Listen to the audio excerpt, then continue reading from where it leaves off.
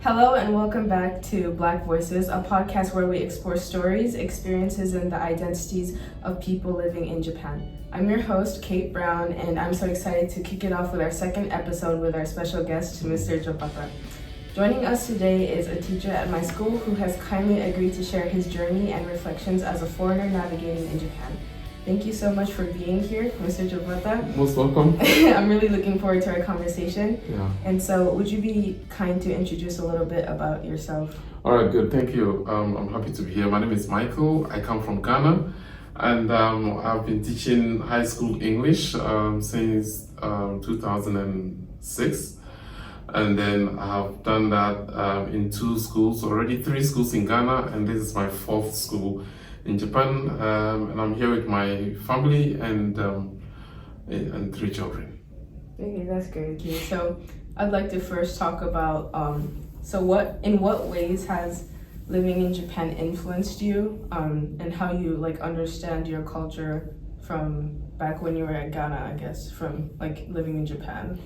Are you talking about how the culture has helped me understand my culture or my perspective on the Japanese culture? Yeah, are you able to express the same way you are here when you're at Ghana? Of course not. Yeah, yeah. Definitely not. So language is a huge barrier here, but it is still, in some ways, a good thing because then it helps you to find out other ways of surviving in a country where a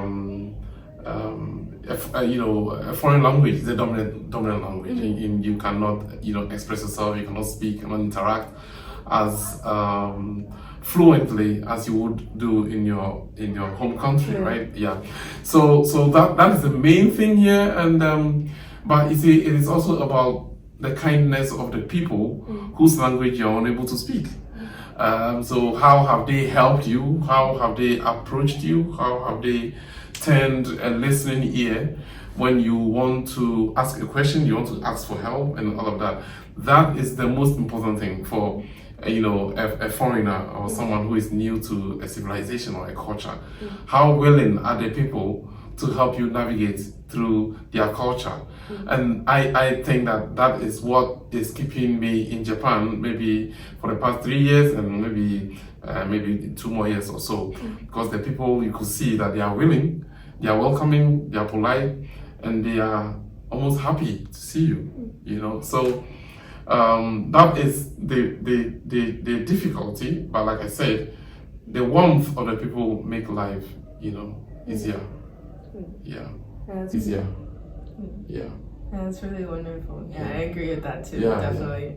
Even though I've lived here my whole life, it's kind of hard to see that they understand that I'm Japanese sometimes. It's kind of I agree with you. It connects. And of course, sometimes I am able to type in English, it translates to Japanese, then I show it to whoever I want to communicate with. Oh, right. Exactly. And then they're able to understand and they're able to accept that kind of delayed but also effective communication. Yeah, very patient. Yeah. Also connects to the second discussion, but what are some surprising encounters or things you found out while living in Japan and just knowing what Japan is? Surprising is that, I'll tell you, honestly speaking, well, let me begin with this one rather. Related to what I said, people are willing to help, but there are people I noticed that are just unwilling to have anything to do with the English language. So there are people who are scared to be put in a spot where they have to speak some English, and that is totally fine. I've been to Osaka Umeda downtown. I was looking for a bank, and then I was lost. I was just lost.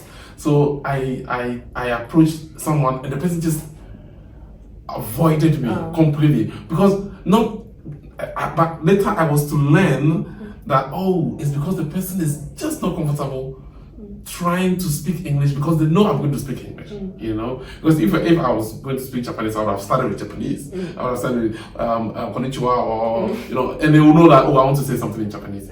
But because I wanted to try someone who would speak English, who could speak English, they really, you know, and that hits me so hard. And that was my first year here, right? And I couldn't manage any form of greeting or anything. But then, when I kept trying, then I met somebody who could speak English, took me straight where I was going. In fact, the person was coming this direction, but decided to go the opposite direction for my sake. Oh, wow. Another Japanese person who was comfortable with English. Okay, so then I gradually, and the person walking away, that wasn't the first time. After that, it happened occasionally as well. But I got a better understanding, putting myself in their shoes. That hey, they were, you know, maybe scared or they were uncomfortable. They knew I was going to speak English, so that was something that I really understood, and you know, I just let it go. But another thing also that I found out, the size of Japan, I didn't know. I didn't know about the numbers. That the population was so high. Oh, I didn't know that we are. You guys are like more than 100 million people, like 150 million or something. I was thinking Japan was some, and I don't know why I never bothered to check before coming here.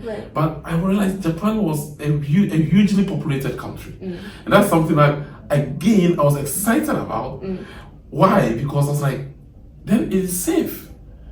I mean, I've heard a lot about earthquakes and so, but it's still containing such a large number of people, you know, and so that is something that was sort of gratifying to me to learn about, and then also about the earthquake and everything and all of that. Yeah, it was something interesting and something that people were like, oh, we're going to an earthquake-prone country, and I was like, yeah, but people live there. You know? Yeah, you know, that kind of thing. Yeah. So yeah, it's I think it's altogether a very joyous, you know, experience. But for the fact that I want to see other places, I think, and for also for the sake of my children. And if you talk about something that surprises me, it's also about the level of safety. You know, my kids walk to school by themselves, they go home by themselves, and it's a rare opportunity across the world, you know. So that's something that I really find intriguing and very interesting about this country. So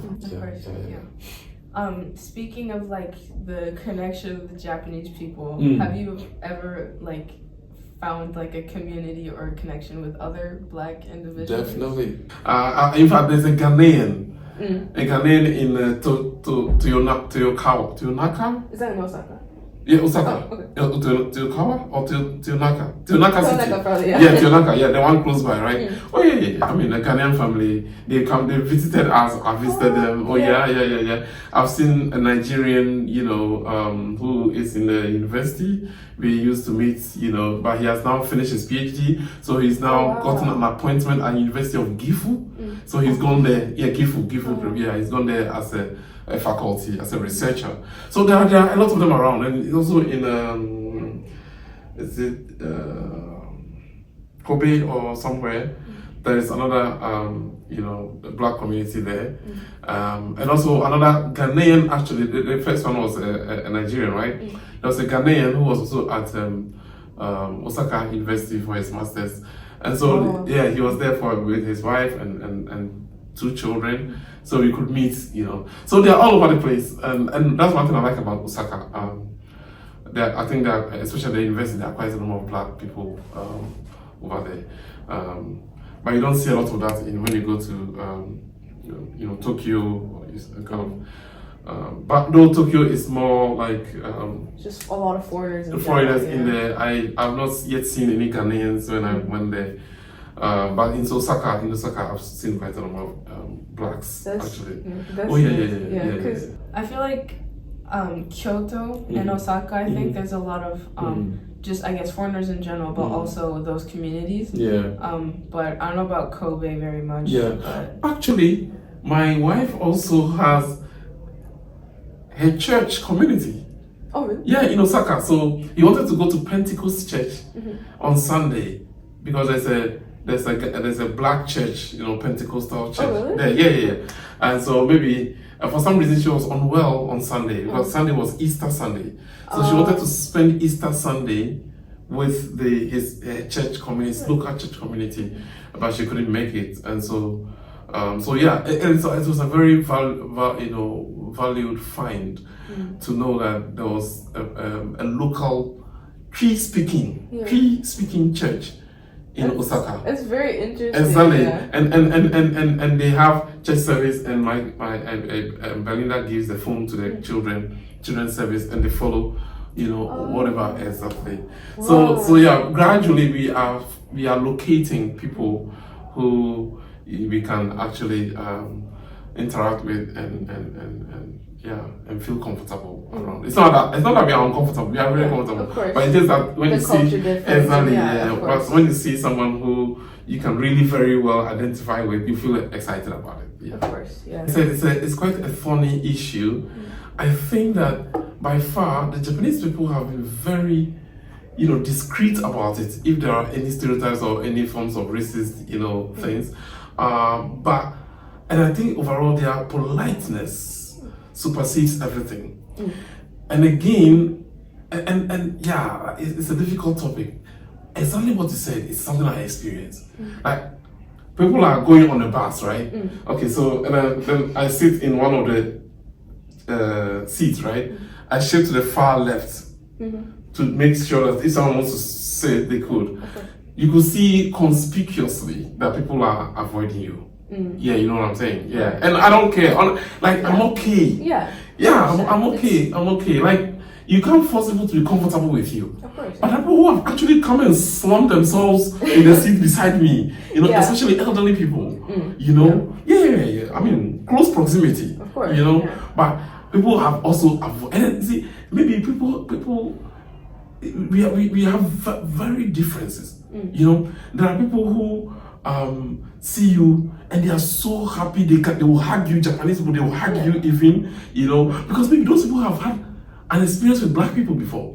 They've traveled the world before, and they're happy. Like, for example, I've told myself, if let's say I should be in the US or the UK or anything, anywhere I meet a Japanese, I'll be so happy. I'll make friends instantly with the person. I'll tell you, hey, you are my brother. Yeah. That's what I'm saying. Or you're my sister now. And I'll make the person feel so surprised that I'm confidently talking to them the way I'm doing. Right. And I'll say, hey, this is the reason. I've been living in your country for 6 or 5 years, blah, blah, blah, and I loved it, and I just see you guys as wonderful guys. That kind of thing. Possibly, those Japanese people who are able to sit beside you, or who maybe they have read, they have traveled, or they just are people who are open-minded or something like that. Right.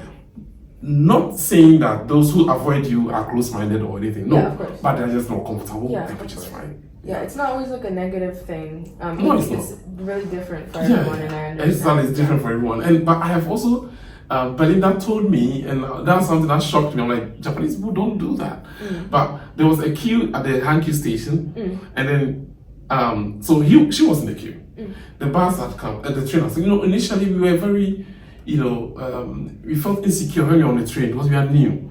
So we asked a lot of questions where the train is heading. So when the train conductor came out at the beginning of the queue, right, the line, Belinda said she went to ask the train conductor a question, and then one of the women was thinking she was jumping the line, and held her violently and pulled her back. And she was like, yeah, she couldn't believe it. Like, down in her heart, she was not jumping the queue. She of course, she knows that we value lines here in this country. And even if not that, her sense of decorum will not allow her to do that. Of course. So that's something that even till now, when she remembers, she doesn't understand. Yeah, I'm surprised too. And so me too. I'm like, are you sure? I said, of course. The woman pulled me to go back. A man? No, the woman. Right. Yeah. Still, oh my god. Yeah, pulled her to go back. Oh my god. I'm like, are you sure? I said, are you sure? Yeah. I see, I guess people shouting or saying, like, hey, go back the line. That kind of thing. But pulling. Yeah, like, it's just, yeah. Oh, wow. You know, so she was like, I'm like, this one, yeah. Oh, okay, maybe that one is special. Right. I don't hear the end of it. I don't hear, I don't hear the end of it. Yeah. So yeah, avoiding you and that kind of thing, it happens. But what is most important to me is that so this is where the danger of a single story comes in. There are people who see you and they want to chat with you.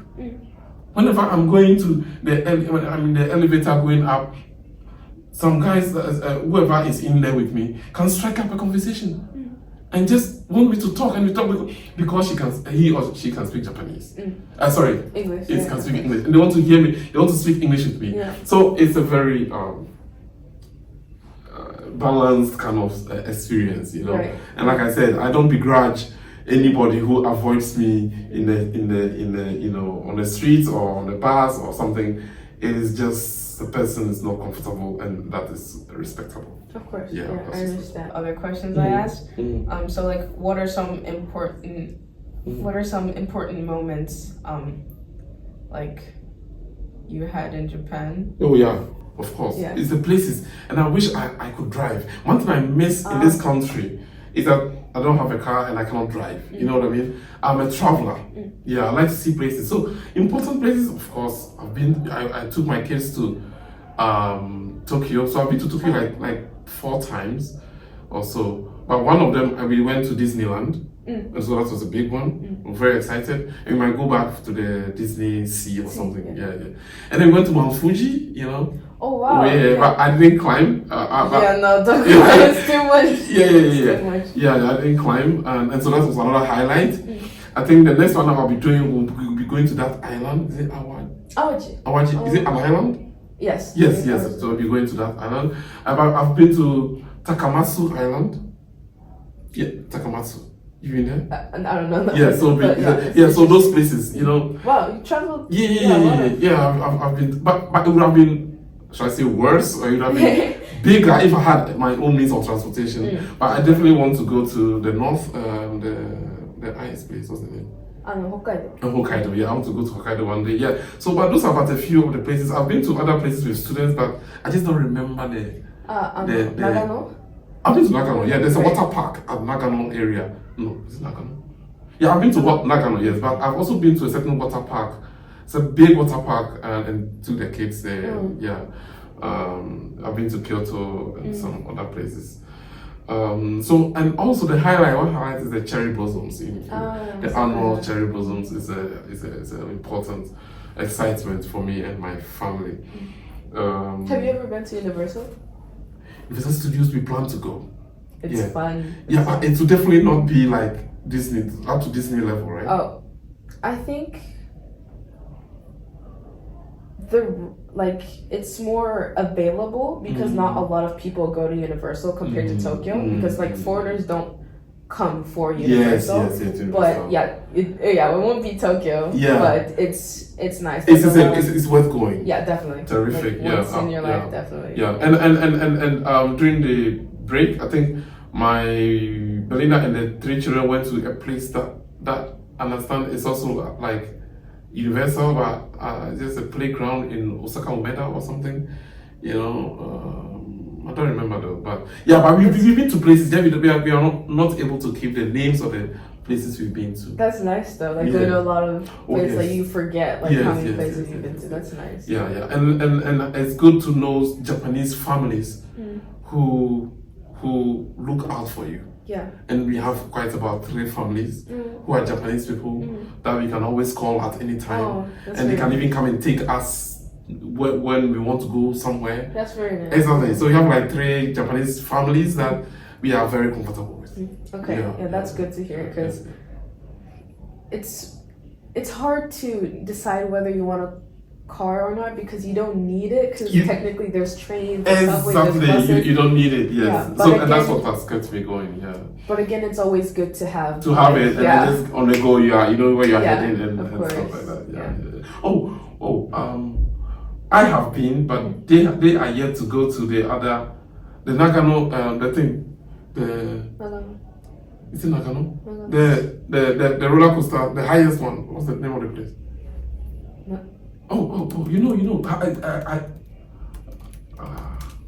Nagashima. Nagashima Spa. Nagashima Spa. Oh wow, Yes. that's really big. Exactly. I took kids there. We went to Nakano, and on our way back, we went to the Spa Land, grade 9 SIS trip. SIS OIS grade 9 trip. That's really big. Yes. Oh my god. And I told myself, I saw that, I told myself, I'm not going on. But I went. You did? I went just to prove something to who, I don't know. But I went, it was crazy. I was like, were you thinking? Why would you put yourself through this? Yeah. You know what I'm saying? Yeah, but I went on it. I went on the highest one. I'm like, oh my god. I never opened my eyes when I was on it. Never. No. It's the pressure. Even I get scared with the universal rides. Like it's not that high, but it's shaking. Yeah. It's crazy. I can't imagine. Yeah. So we've been around, and we're happy. Yeah, that's amazing. Yeah. Thank you for the experience. Yeah. But that brings us to the end of today's episode. Once again, thank you so much for joining and sharing your story. It truly means a lot. Wishing you a wonderful day, and we'll see you next time on Black Voices. Thank you for having me.